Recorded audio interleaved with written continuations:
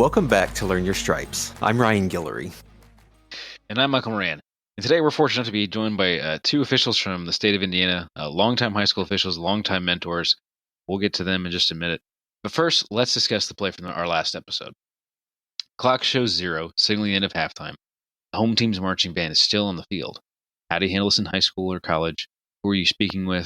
Is there a foul in either college or high school? And how are you administering it?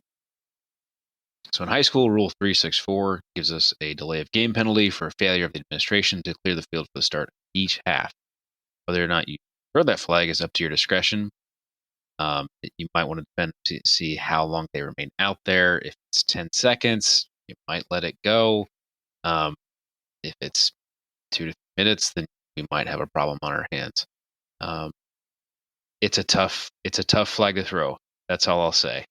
Thankfully, I'm glad we've never encountered it. So that's one we can bank away for future, but that is a hard flag to throw. On the college side, Rule 341B calls for a 10-yard delay game penalty against the home team. And it's the management responsible for getting the field clear. The rule gives the referee the ability to waive the penalty for circumstances that might be beyond control of team management. Again, haven't had the experience of this in college either. Ryan, have you experienced this in either scenario? No. I mean, the thing that I think you made a good point of is that the rule books are always black and white, but the world operates in gray. Very true. So, look, if the clock expires on the high school field and the band is clearly getting off of the field, I might have a dirty look or something for them. I might grumble among ourselves, but I'm not going to be inclined to throw that flag. If they're halfway through their show, that's a different story, right? I mean, it's one that you're going to have to just see as it comes up. And I know that's not really good guidance for anybody listening to this, but it's common sense is a part of officiating that's not written in the rule book, but you got to use it out there too. I think the harder part is going to be dealing with the away coach who, right. Especially depending on the game. If it's a rivalry game, if he's trailing or winning by a small margin, he's going to look for every advantage he can get. There's kind of a phrase you can use that, you might say, "Hey, coach, we'd offer you the same extent if we were playing on your field or something like that." A lot of things you could say, we would do it for you as well. That can kind of buy you a little bit, and then obviously depending upon how good of a rapport you have with the coach, and as long as you maintain a good interaction throughout the game, that can help quell that as well. Yeah, I think that's a good approach to lots of these issues. Is we would offer you the same courtesy, should that arise. I just think it's situation specific, and it's hard to write a play where that's going to encompass everything you're going to see. I can think of one play we had once at a high school game, or one high school game we had, where the band was coming off as the time expired. And I think my reaction and our crew in general was to grumble amongst ourselves. I think we grabbed AD and grumbled a little bit to him, and that was it. And that was a close rivalry game. And I don't think we got much of a peep out of the opposing coach. And I'll give him credit for that. It shows some grace to understand, like, hey, this could happen on my field. I can't control what the halftime show and what the band is doing. So, it's don't make a big deal of it when you're the road team, because it may well happen to you next week when you're at home, right? Well, and that coach, maybe the away team's just now coming out of the locker room and he doesn't have a clue. I wouldn't make a fuss about it. Right. So, right. I think it's a little different in college. You've got the 20-minute halftime. It's a little bit longer. I cannot think of a college game I've had where we've come really close to this being an issue.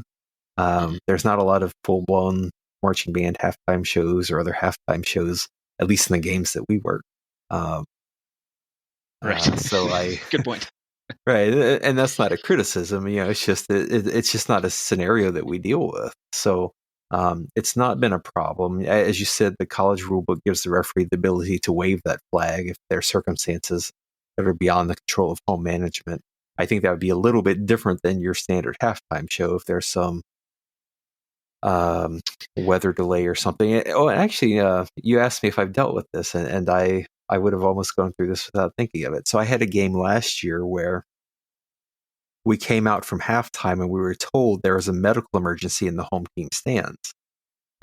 And so they actually had to bring an ambulance out, but the entrance for the ambulance to get there came from the away team side through the fence. So the ambulance basically had to come across the field to get there. So we had a very lengthy delay after halftime, but everyone in the stadium understood. It's not like the opposing coach was livid. It was just one of those situations that was what it was. And given that the referee has the ability to waive the penalty for circumstances beyond the home team's control, this was certainly beyond the control of home management. It wasn't any teams or players or coaches or anybody AD's fault or anything. It was just it was an emergency. And so the thought of a penalty never entered anybody's mind. We hung around. We gave the players more time to stretch. I think once that was done, we gave them a couple minutes to get loose and get stretched out. We took the opportunity to do the same ourselves, and we moved on. Good. So yeah, you may experience this in different iterations, and so you just have to take each one as it comes and just use good judgment. The rule book says one thing. Common sense may guide you in another direction here. Absolutely. We're joined tonight by Joe Stafford and David Morton. Joe and Dave are two experienced officials who officiate multiple sports here in Indiana. They've been instrumental both for Michael and myself in our development, as well as the development of, I don't know, would you guys say thousands at this point or just hundreds of local football, baseball, basketball officials? But certainly everyone in central Indiana owes a great deal of debt to both of you. So we appreciate the chance to talk with you tonight, both to learn about how you train and develop younger officials, and to hear about your careers as well. We're so glad to have you guys, and I've been fortunate to know Joe and Dave for about 5 years now, and my career wouldn't be anywhere close to where it is without these two. We'll talk about it later, but they've got a class for new officials that we want to represent here today on our show, and I was part of that, and I can't thank you guys enough for everything you've invested in me and everything you've taught me. It's always scary when you're first getting started, so it helps calm a lot of fears. I didn't have the opportunity to take the class just because of my work schedule, but I've certainly learned a lot from both of you, working up through the freshman and JV ranks and all, so I'm indebted to you as well. But with that said, you've been instrumental for us. You've been helpful to tons and tons of officials out there, and I know we have a few things we want to talk to tonight, so I'll turn that over to Michael.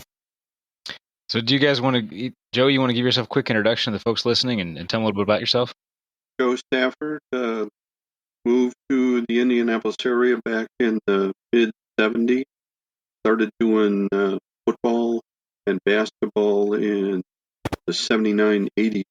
Have been my first, and been fortunate enough to meet and work with a lot of great people over the years.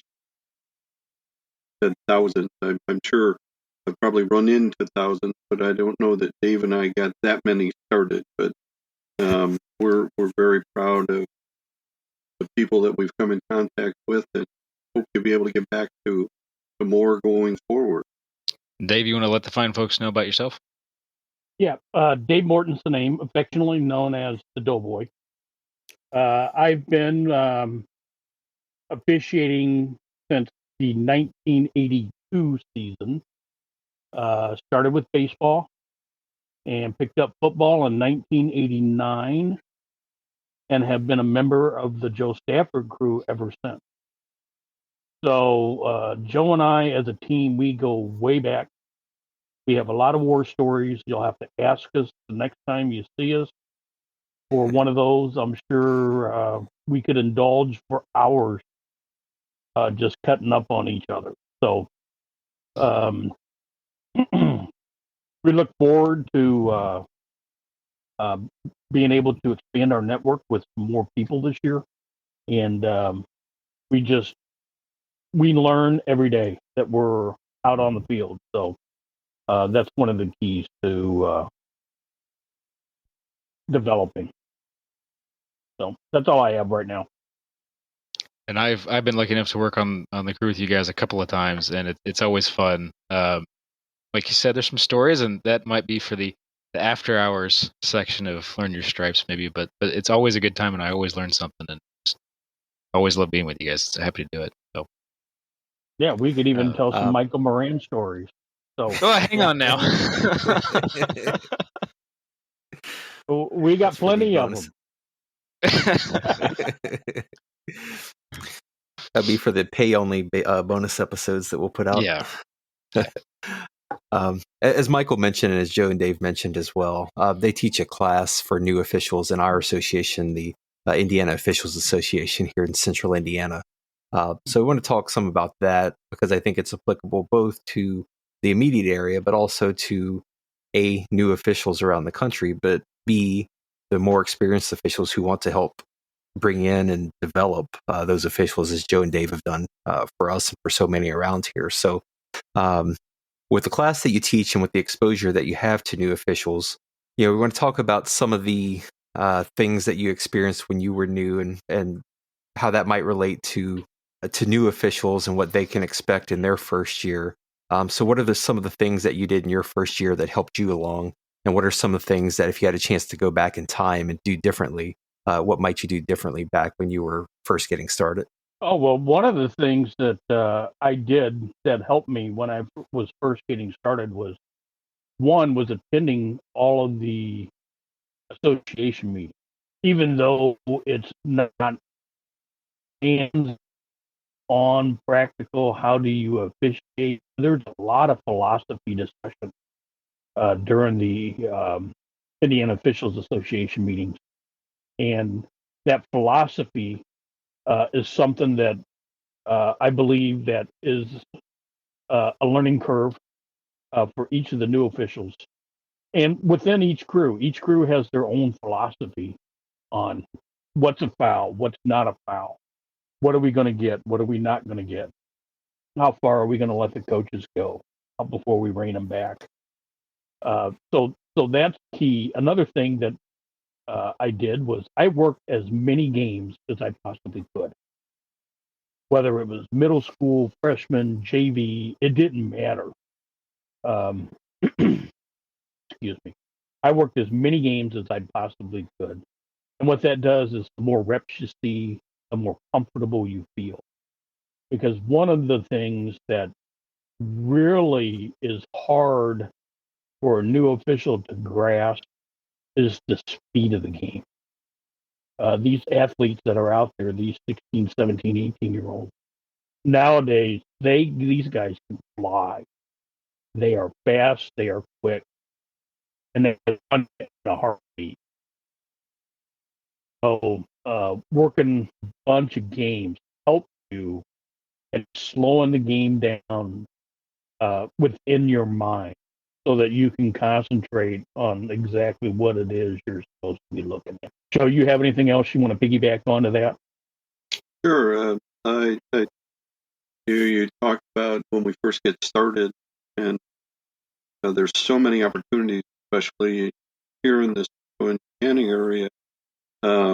We've got 3 associations here in town, and so each one of those meetings, so meeting, no matter what association, is important, great way to learn. Again, just to reiterate what Dave said, there's no substitute for experience. So the more you can get on the field, the better off it's going to become more relaxed the more you work. One of the things that's hard, and I think Michael will probably do this, one of the things that's hard to comprehend is how much you can really learn just by listening to other officials. I know when I late to the game in baseball and really never played, I never round the. But when I started working baseball, I learned more listening to other officials, other umpires talk about how they work and what they did to make their game better. So I think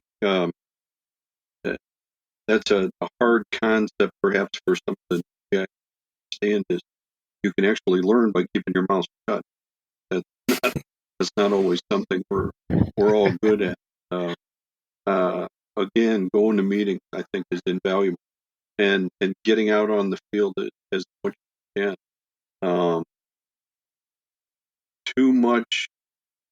There seems to be a philosophy change in the 40-plus years, and I think Mark Bolts would agree with this.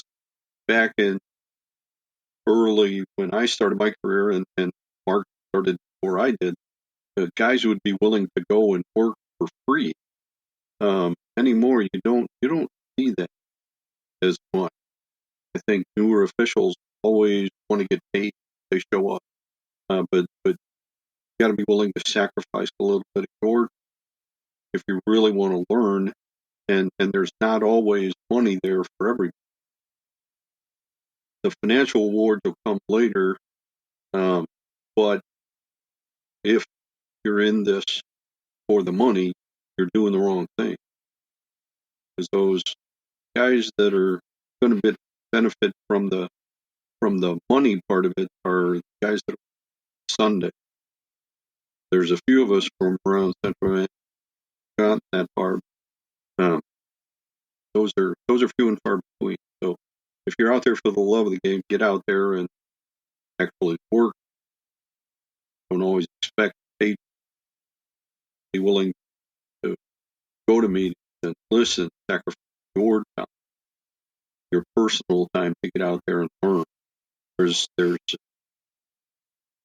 an unusually high number of individuals around this community, more than help an official along to advance, but that official has to help himself in one that does. One of the things, and I know this might be a little bit more tailored towards Joe, as you become a newer official and you're out there and you guys talked about getting games and trying to get everywhere you can and get those opportunities, get those snaps. Part of that is having an assigner, right? To help you get in the right direction and get the right games to work. What kind of expectations, Joe, do assigners have for newer officials? From the assigner standpoint, it's critical that the newer officials and the experienced officials, all of us, is to keep your calendar updated. If I, as an assigner, go in to assign you a game, and you show up on my list as being available, and I give you a game, and then you email me or you decline the game, then I've wasted my time. The worst thing you can do is if I put a game in, I give you 2 or 3 days to accept, and you have no intention, so you just ignore that invite from that game.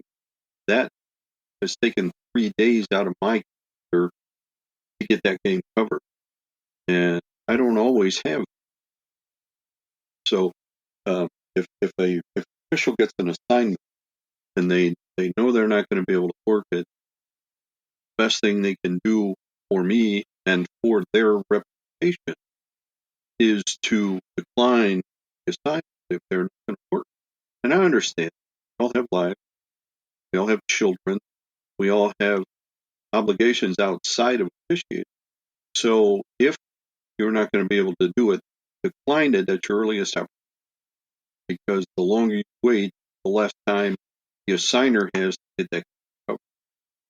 And eventually, if you decline a certain number of games, the assigner is going to put you on a different list.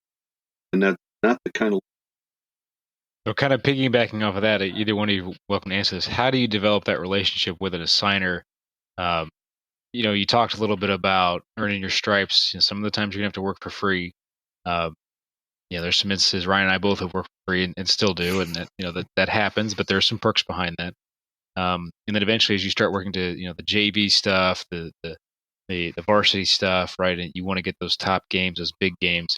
A lot of that is that relationship with your assigner. So, what are some things that new officials can do? And like I said, either one of you can feel free to answer to develop that relationship.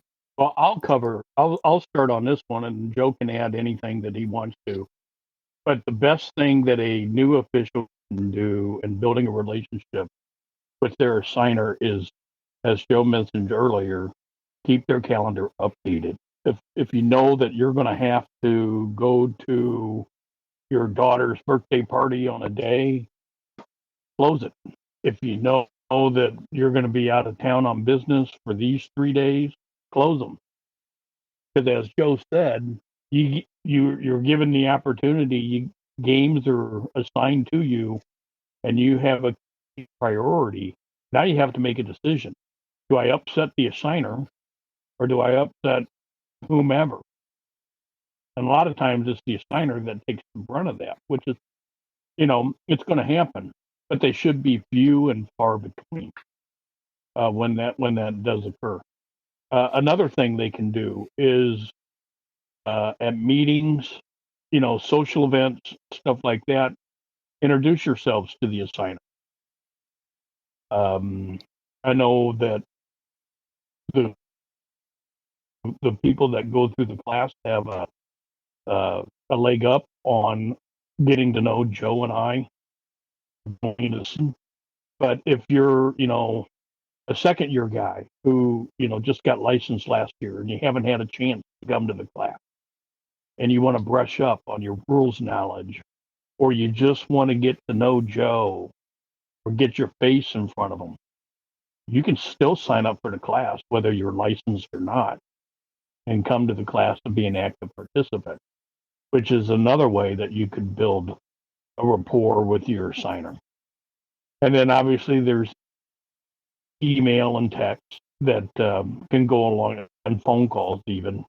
Although I know Joe prefers emails and text over phone calls, as probably most designers do, since they don't want to be on the phone all day.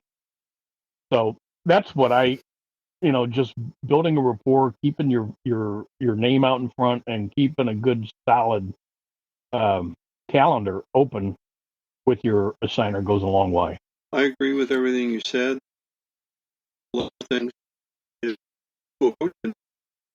and you tell you one game, and then that assigner gives you, and you decline those games. That's not going to be good for you. You have compromised your reputation, and the more times you do that, the less reliable you become in the assigner's eyes, until it gets to a certain point where the assigner just says, "I'm done messing. I'm not going to put you on any." Reliability is a huge factor. If you, like Dave said, if you come to me in a meeting and you say, "Hey, I'd appreciate getting games on Saturday," and live on the southeast side, and I put you on Lawrence North, and you say, "Well, I don't want to drive that far." Well, you didn't tell me that. You told me you wanted games. You didn't say I had to make them in your backyard. So things like that. If you have qualifications, that's just tell me up front. Don't. The assigner gets information he needs after the fact. Once again, the reputation gets soiled, and the more it gets soiled, the less the assigner. Be cooperative. I know, Michael, you've helped me out several times. I did too, Brian, where I needed somebody short notice, and you guys jumped up and stepped up to the plate and helped me out. Those are the kind of guys. If I get people like that I know I can rely on and will help me if they're available. I don't expect you to sacrifice family time to take a ball game, but if you're available and you can work, and I need you at the and you take those games, I'm more inclined to give you something later on.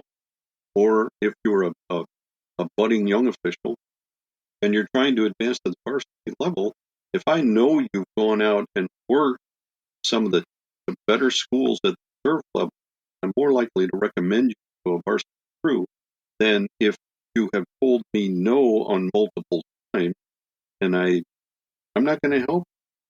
That's what I said earlier. You got to help yourself, and if you're not willing to help yourself, then I'm not going to help.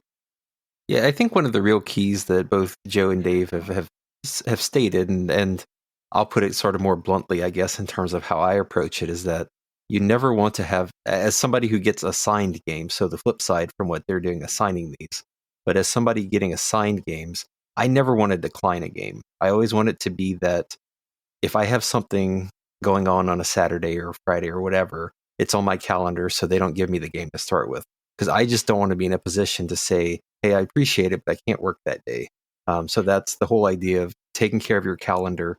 Don't put yourself in a position to have to decline. And look, family emergency, something like that, they understand. Stuff happens, but an emergency is an emergency for a reason. It's not a weekly event or a recurring every other week type of thing. It's unavoidable and it comes up. So keep the calendars up to date. And when you get assigned a game, as long as there weren't qualifications, I know Michael and I, we've traveled. We've done some traveling at all levels of football. So if you don't have qualifications, if you get a game that's 2 hours away, work the game. Don't horse trade, don't do anything like that. And I can say I recall. I think at the high school freshman and JV level, I had to return a game once, but I found somebody to replace me. So when I returned it, I said, "Hey, I can't work this game, but so and so is going to work the game." So to the extent that you can do that, you're helping them out and helping to build that relationship with your assigners as well. And that's a very, very valid argument, Brian. If something happens and you have to get out of the game, coming to the assigner and telling him, well, I found a sub, I can't be there, but I've got a guy that's going to work, that takes a lot of pressure. So those guys, again, are going to move up on the good list, not on the bad. You help me, I'll help. Right. I think that one of the things that is talked about, and this is not a central tire area. I mean, it's a national concern, and it's in the news. I think increasingly is about the concerns about sportsmanship with fans, with coaches, with players, and it's commonly cited as a reason that officials who don't make it past a year or two will often get. Will often drop out and not make it 2 years, 2, 3, 4, whatever that might be. As someone who sees new officials year after year after year, what do you do or what do you think you can do to sort of help alleviate those fears that somebody coming up might have about dealing with sportsmanship problems? Go ahead, Dave, Mr. Old. Well, I know one of the things that Joe does when he does do a signing is he makes sure that any newer officials are with experienced officials for the middle school, the freshman, and the JV game, so that if anything were to arise, there's somebody there who has the experience and the know-how on how to address this, so that it doesn't escalate and become a problem. There have been many times on Saturdays where we were working with newer officials, and you could hear Joe on a sideline screaming at a coach, "Hey, you're not the only one teaching here." And that would kind of catch them off guard, but then they would think about it for a second, and things would kind of calm down. With players, we deal with those guys directly. We talk to them. We let them know what's acceptable, what's not acceptable. As for fans, in a football game, you're really not going to hear them. I mean, you may hear them, and you may hear that one-off guy that's really loud, that has a great outside voice similar to mine. You might hear him, but that kind of stuff, they're on that side of the fence for a reason. And if it's affecting you, then during a dead ball period of some sort, you probably need to get with the crew chief or somebody and talk to them and see if there's a concern, or if hey, he's on that side of the fence, just ignore him. That's the easy out. for most veterans. But we want to make sure that we're addressing any concerns that our newer officials have. That can be done in a pregame. It can be done in a postgame. And I strongly recommend that after each game, you guys have a postgame. The 3, 4, 5 of you, however many work the game, that you guys get together, whether in the parking lot or you go out to get a bite to eat afterwards, whatever the case may be. Have a post game and talk about anything that happened during that game, that we could have done better, that we didn't handle well. Even those things that we did handle well, and those things that we did do well, so that we can build on those. We don't always want to talk about negatives. We want to also make sure that we're pointing out the positives, so that these younger officials can get better and have at least a stepping stone, to promote themselves and launch them forward, so that they have the foundation. To me, that's the big thing right there. Joe, you have anything else? I think that the attitude of officials will consider when I start, and when two gentlemen start. I think that the attitude of coaches, players, parents is different now, and frankly, it's gotten worse. But with new officials, they have to understand going in that this is not popular. It never. There's always going to be. But I was reading an article today. The state of Tennessee is having a shortage to the point where going into the 20, they're going to schedule games, varsity games on Thursday, because they don't have enough crew to cover all that. Right. Ooh. So those folks down there are implementing a program. I didn't read all of the details, but they are incorporating the coaches in the state of Tennessee, in each of the regions, and getting them to recruit officials. So, in my opinion, that's going to help the relationship between the coaches going forward, especially if those guys are encouraging those newer guys to come officiate. They're going to be less likely to get on a game. So, I would love to see something like that happen here. And we've kind of reached out to the football coaches and asked them to recommend some of their players who aren't going on to the next level, to come into the officiating fold. I think we're going to have to get a lot more. That's going to help the relationship between coaches and officials. But I think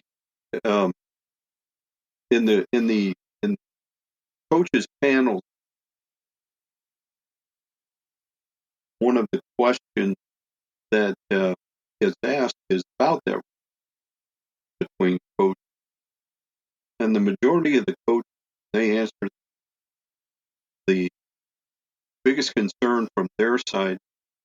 They just want communication. If I ask you a question, I want an answer. Don't ignore me. Don't walk away from it. Tell me what you got. I may not disagree with, or I may not agree with it, but just tell me what you got. Talk to me. Don't just ignore me. If you ignore me, that makes me mad. Right. And if I get mad, we're going to have a long night. So, right. And that's the biggest thing. I believe that wing officials can make or break a coach. So the more you can establish a good rapport with those sideline coaches, the easier your night's going to be. Right.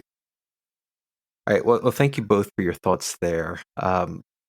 I guess a similar question there would be for the officials that you see who do stick it out, who make it past those first few years. Are there common themes or characteristics among those people that you see in those officials who do end up sticking with it for a long time or end up having success over the long term? Yeah, I think the officials that stick with it are those officials that ask questions. and they develop a mentor relationship with somebody within their support group, whether it be myself or Joe or an IHSAA mentor that's been assigned to them, whatever, or Michael or Ryan, whomever. But the individuals who are able to um, hook up with a mentor and develop that relationship and use that relationship to help them, I think goes a long way towards helping them stay in the game. You're not on an island when you're out there. You may feel like it during the middle of a game, but you're not. You got other officials on the field with you. You always have help. All you got to do is ask. If you're not sure about something, ask. I know for a fact I had two newer officials assigned to me as a mentor last year, and I believe that they're going to be staying with it for a while, just based upon the relationship that we're able to build and the discussions that we were able to have. So I think that's one key. Joe, do you have any others?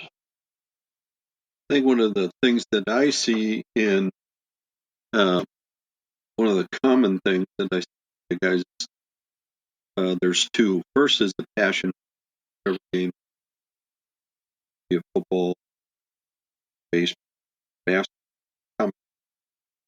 It's the passion for the game. Most of the time, that's why they got interested in the first club, and they want to be a part of it. That's the main reason I've been around football and want to stay. The other common factor that keeps or creates longevity is guys that work more than one sport. When that season's over, they're looking around for something else to do. So they were still fired up, want to stay with it. So we tell the class every year, if anybody is here and works another sport, if you have experience in another sport, you've already gotten over the part where everybody yells at you. So it shouldn't be quite as disturbing when the fans and the coaches start, because you've got experience. So you can actually focus on what you need to focus on during the game and try to get better and progress. So the passion and trying to get as much experience as you can will create longevity. So we've talked a little bit tonight about this mysterious class. So Ryan and I would like to open the floor now for you guys to kind of tell the folks at home what's going on. Tell us about the class. Tell us what they can expect, when the class is, and kind of what it all entails. I take it you're deferring to me, Joe.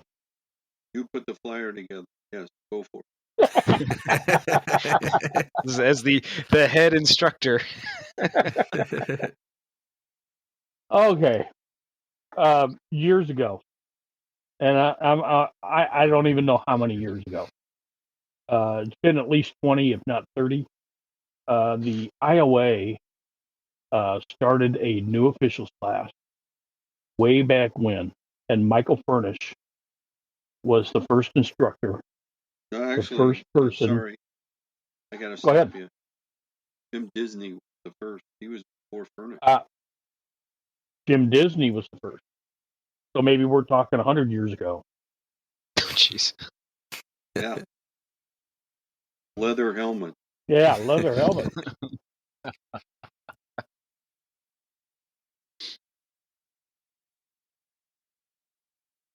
But I think it was Disney, and then Furnish came in, and because I helped Jim, we used to have the classes down at the CYO building, down on Stephen Street, and then Furnish came in and took the class over, and then Westall, and then Yeah, Westall and Bud Joe Plump. and and then don't I? And I think I was trying to think the other night. I want to say it's been well over 20. Thinking probably dangerous. Close. So for those of you that aren't local to the area, we're going to be dropping some knowledge on local streets, it sounds like, and local officials. And IOA stands for Indiana Officials Association. So that's the one that the four of us here tonight are involved in. And Joe alluded to it earlier. There's other associations in central Indiana and even around the rest of the state. And if you're not in Indiana, get online, search football official, look around, talk to some other folks talk to other officials that you might know at your game, especially if you're younger and you're still playing. There are associations all across the country to get started with high school. So, right, and if your association doesn't have a comparable class, then this is a useful thing for the more experienced guys to maybe put together.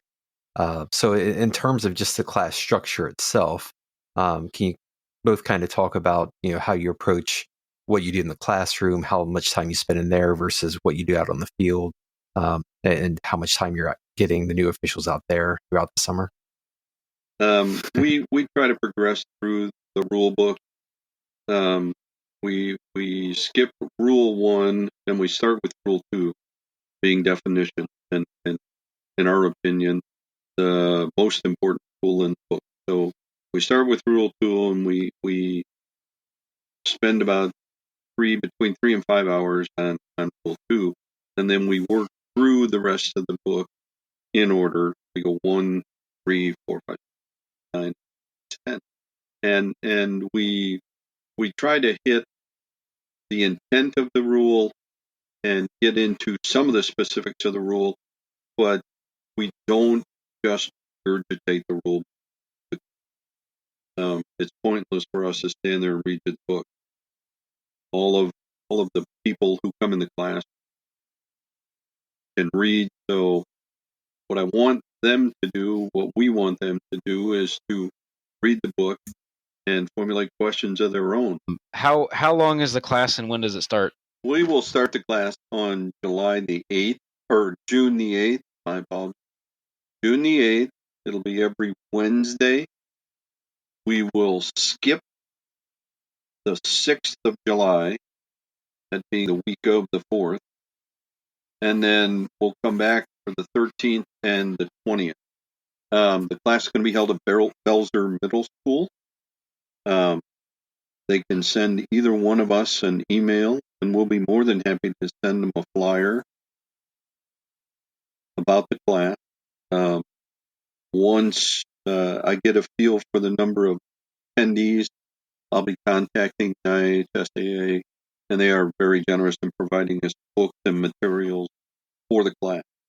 As the summer progresses, we've already had inquiries from Lawrence North. They want post scrimmages with officials. Carmel has told us that we can bring new people up there. So we have several schools who would be interested in us doing some live scrimmages, and it's a great opportunity for new officials to get out and be actually in a game situation where no coach is going to yell at them. It's only going to be go ride that are in their ear, encouraging them, helping them, as opposed to putting them in a real game situation. They're out, they get so. But that it'll start the second Wednesday in June and go through the 20th of July, with the exception of 6th. And I want to take a minute and jump in. Again, as a graduate of the class, it's absolutely fantastic. It's not just going through the rules; it's going through the 5-man mechanics. That's what we use in Indiana as 5-man. And the scrimmages that Joe was alluding to are absolutely phenomenal. Obviously, the years past, the class has had 15, 20 people, so there's plenty of officials out there rotating and getting snaps. There's veteran officials that come out there to help, and you'll be working essentially side by side with somebody who's been out on Friday nights, just to help you walk through steps, the mechanics, and the paces. It's an absolutely great experience, and I can't sing enough praises for it. You guys have put something together and really kept it going, and I think it's amazing. No, I absolutely agree, and I think one of the themes of the podcast in general is that um, we've been helped out a lot. Michael and I have by people like Joe and Doe, and past guests that we've had as well. And the whole idea of this all is that people have helped us. Let's keep helping other people along the way. And so, if you don't have this in your community, I think that your local officiating, I guess I'll use community again, but for lack of a better term, but your local officiating population will be better served if by putting something like this together to get the new officials, the new men and women who are doing this experience, knowledge, a social network, a support system to help them up along the way. So, I realize this is sort of a hyper local topic to discuss a class, but I think it's a model that can be expanded, no matter where you are. Back when COVID first hit, our class was basically canceled because we couldn't meet within the school. So we worked with the IFOA, the Indiana Football Officials Association, to build a program where we utilized the IFOA's Zoom software and did a statewide online class. I don't know if it was as fruitful as the in-person class, but we had guys from all over. We had guys from Fort Wayne. I think we had somebody from Northwest Indiana. We had somebody down in Paoli who signed up for the class and went through. And as far as I know, they're all licensed now. And I'm sure they're all working within their local associations, working games and stuff like that. So, I mean, I agree that there is room to build upon this. Maybe with the technology that you guys have now, maybe you can come in, you can film our classes, you can save them, we can sell them online, we can make huge profits, and maybe we get just all get everybody within the United States licensed. I mean, shoot, why not? I mean, I think we could sell it for what, $99.99. The whole program. 3 easy payments of $99.99. They go through their... Absolutely. Yeah. Don't brings up a great point. $99.99 or four payments of $39.99. Either way. That's a great point. Joe brings up a great point. If you're able to come and take the new IOA officials class, you will complete that class and you will be licensed. And it's a great way to learn. In Indiana, there is a test that's taken. Actually, I guess it's federation level, but there is a test. And we walk through the test, and you understand the questions. You know how to answer the questions. It's not just regurgitation. So that's a great point too. Yeah, between that and Joe talked about the on-field, the scrimmages that they'll get, and I don't know. Michael and I still both go to tons of scrimmages all summer long. I always like to describe those as it gives me a low stress opportunity to flush all the stupid out of my system that's built up since the last season. So they're beneficial for me to get the dumb stuff out of the way before the real games start. But they're I think it's a good idea for all officials to get out there at some point during the summer, get some snaps in before the season starts. But especially the younger you are, the more you do this. I mean, if you go out to a scrimmage and you've got a Doe or a Joe or a Michael Moran out there to stand behind you and sort of point you in the right direction, make sure your mechanics are sound, you're going to be a lot better off than sitting at home and hoping for the best or just reading the book along. So get the snaps in the summer. I've got a long way to go before I earn the honor to be in that company, but I appreciate it. So, gentlemen, we thank you for your time tonight, very much so. Hopefully, our audience has found this informative. And June 8th of this year, if you're listening on demand, is June 8th, IOA new officials class. If you're somehow listening in the future from now and you've missed it, you know what? It happens again every year. So, always in the beginning of June for that. Joe, Doe, any final thoughts you'd like to impart upon our audience? good luck going into the season, and we'd love to see as many as possible come to the class. As you well know, alumni are always welcome back. All right. Yep. And once again, guys, class is free. We don't charge any fees for you to come to this class. We donate our time. The only thing that you guys have to do is basically show up every week, and if you do that, you're going to get licensed. We are going to do what we can to prepare you to go out on the field and work your first game, and that includes trying to find you guys pieces of uniform. We do have a program where veterans have donated some gently used items, uniforms, hats, down indicators, penalty flags, all that kind of stuff.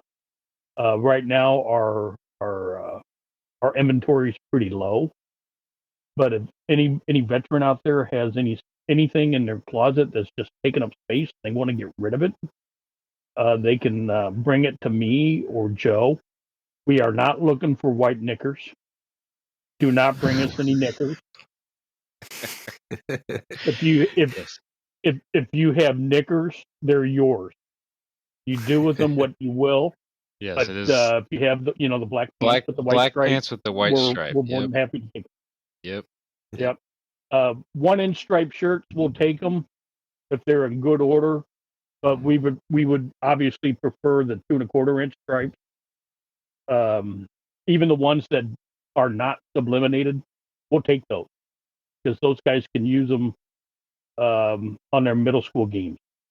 So that would help out tremendously. By coming to the class, not only are you gaining the benefit of becoming licensed, but you're also gaining the benefit of becoming members of the Indiana Officials Association and members of the IFOA for your first year for free. Okay, so those two memberships. That's a great deal. For those of you that don't know, that is it's great a huge deal. At least a couple $100 there you're saving. So that's a great deal. So absolutely. If you stick with it, obviously, the first year's on us, second year's on you guys. But we're trying to limit the financial barriers that anybody may run into in getting started. We're trying to eliminate those so that you can get out there, you can start working games, you can start earning money, and learn to love the game as well as we love it. So, right. Thanks, guys. Well, again, Joe and Doe, thank you both for your time. We appreciate your time being here tonight. We appreciate I think it's easily thousands of hours you've spent between the class and between helping new officials and younger officials throughout. And that includes both Michael and myself. So you've both been extraordinarily kind and generous with your time to us and to lots of people. So we appreciate you joining us here tonight. But on a personal note, we have an even greater appreciation for all the time that you've put into us over the years too. Thank you for joining us once again for this episode of Learn Your Stripes. As always, we'll leave you with the play to consider. Okay, we're in the fourth quarter with 45 seconds to go. Team A is trailing 13-17. Team A completes a pass to the B45 to set up 1st and 10, and as A is hurrying to the line, QB A12 is calling out signals. Just as A75 is getting set into place, the ball is snapped. What's your ruling in high school? What's your ruling in college? What's our down and distance going to be? And as always, what's the game clock and the play clock? We'll discuss that play at the start of our next episode. In the meantime, if you want to let us know what your ruling would be, or if you have any questions or feel we made a mistake, please email us at learnyourstripes@gmail.com. If you're a newer official in the central Indiana area and you're interested in the class that Joe and Doe teach, please also email us for more information. You can contact us again at learnyourstripes@gmail.com. You can find us on your app of choice, or you can obtain episodes or an RSS link to directly download all episodes into your app at learnyourstripespodcast.com. Please also follow us on Facebook at Learn Your Stripes Podcast, on Instagram at the same name, and on Twitter at LYS_podcast. If you enjoy the podcast, please tell your friends, and please rate us 5 stars and leave a review on your app of choice. We'll see you back here in a few weeks. In the meantime, keep learning your stripes. Thank you, everyone.